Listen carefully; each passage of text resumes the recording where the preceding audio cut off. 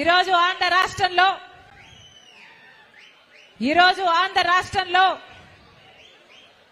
ఆంధ్ర రాష్ట్ర ప్రజలకు గౌరవం లేకుండా పోయింది. ఎందుకంటే ఆంధ్ర రాష్ట్రంలో ఈరోజు ఏ నిర్ణయం అయితే ప్రజలు ఇచ్చారో ఆ నిర్ణయానికి గౌరవం లేకుండా పోయింది. ఆంధ్ర రాష్ట్ర ప్రజలు ఎప్పుడు బీజేపీకి అధికారం కట్టాలని నిర్ణయించలేదు. అందుకే ఆంధ్ర రాష్ట్రంలో ఒక్క బీజేపీ ఎమ్మెల్యే గెలవలేదు, ఒక్క బీజేపీ ఎంపీ కూడా గెలవలేదు. అయినా దురదృష్టం ఏమిటి అంటే ఈరోజు ఆంధ్ర రాష్ట్రంలో రాజ్యం ఏలుతున్నది అదే బీజేపీ పార్టీ. ఒక్క ఎమ్మెల్యేని గెలవలేదు, ఒక్క ఎంపీని గెలవలేదు. అయినా కూడా ఇటు పాలక పక్షం అటు ప్రతిపక్షం, ఇటు జగనన్న గారు అటు చంద్రబాబు గారు పూర్తిగా బీజేపీ పార్టీకి తొత్తులుగా మారారు. కాబట్టి బీజేపీ పార్టీకి బేషరతుగా ప్రతి విషయంలో మద్దతిస్తున్నారు. కాబట్టి బీజేపీ పార్టీ మన ఆంధ్ర రాష్ట్రంలో రాజ్యం ఏలుతుంది తప్ప అంతకుముందు ఉన్న 5 సంవత్సరాలు చంద్రబాబు గారు కాదు, ఇప్పుడు 5 సంవత్సరాలు ఉన్న జగనన్న గారు కూడా కాదు. ఈరోజు ఆంధ్ర రాష్ట్ర నాయకులందరూ మొత్తము అటు పాలక పక్షమైన ఇటు ప్రతిపక్షమైన బీజేపీ పార్టీకి బానిసలుగా మారారు. ఒక ఎంపీ కూడా గెలవలేదు బీజేపీ పార్టీ, ఒక ఎమ్మెల్యేని గెలవలేదు బీజేపీ పార్టీ.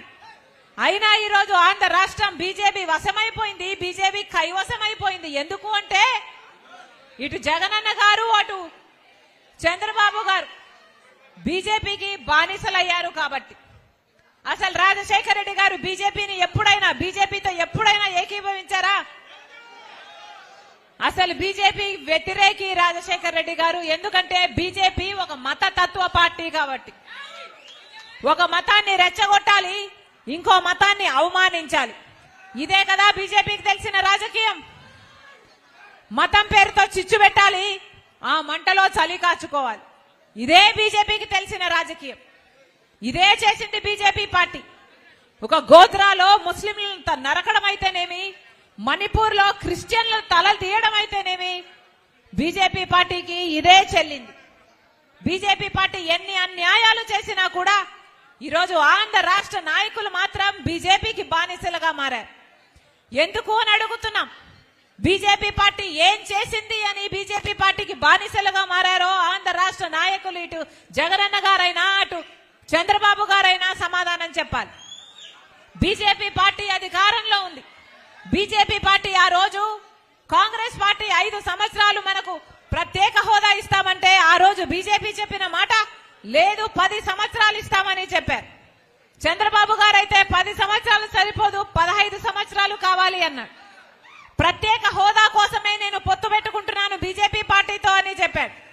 ఆఖరికి బీజేపీ పార్టీతో పొత్తు పెట్టుకుని చంద్రబాబు గారు అధికారం లేకొచ్చాక అటు బీజేపీ పార్టీ అధికారం లేకొస్తే ఈయన మంత్రి పదవులు కూడా తీసుకున్నారు. అప్పటి వరకు 10 సంవత్సరాలు 15 సంవత్సరాలు బీజేపీ పార్టీకి 10 సంవత్సరాలు కావాలి, 15 సంవత్సరాలు కావాలి ప్రత్యేక హోదా అన్నవాడు చంద్రబాబు గారు హఠాత్తుగా ఒకేసారి అసలు ప్రత్యేక హోదాయే లేదు అన్నాడు. ప్రత్యేక హోదా కోసం పోరాటాలు చేస్తే ఆ రోజు కేసులు పెట్టారు, ఆ రోజు జైల్లో పెట్టారు. అప్పుడు ప్రతిపక్ష నాయకుడిగా ఉన్నాడు జగనన్న గారు. అప్పుడు జగనన్న గారు ప్రతిపక్ష నాయకుడిగా ఉండి ప్రత్యేక హోదా బీజేపీ పార్టీ ఎందుకు ఇవ్వడం లేదు, చంద్రబాబు గారు ఎందుకు కొట్లాడడం లేదు అని ప్రతిరోజు బీజేపీ పార్టీని చంద్రబాబు గారిని దూషించాడు జగనన్న గారు ప్రతిపక్ష నాయకుడిగా. ప్రత్యేక హోదా కోసము నిరాహార దీక్షలు కూడా చేశాడు జగనన్న గారు. ఆఖరికి ప్రత్యేక హోదా కోసము జగనన్న గారు మూకుమ్మడిగా రాజీనామాలు చేద్దాము రమ్మని తెలుగుదేశం పార్టీ ఎంపీలను కూడా రమ్మన్నాడు, తెలుగుదేశం పార్టీని కూడా ఆహ్వానించాడు. మనం అందరూ రాజీనామాలు చేస్తే ప్రత్యేక హోదా ఎందుకు రాదో చూద్దాము అని జగనన్న ఆ రోజు సవాలు విసిరాడు.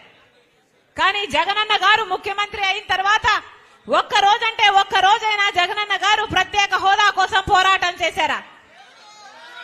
ఇటు చంద్రబాబు గారైనా ఇటు జగనన్న గారైనా ప్రత్యేక హోదా కోసము ఒక్క నిజమైన పోరాటము చేసింది లేదు.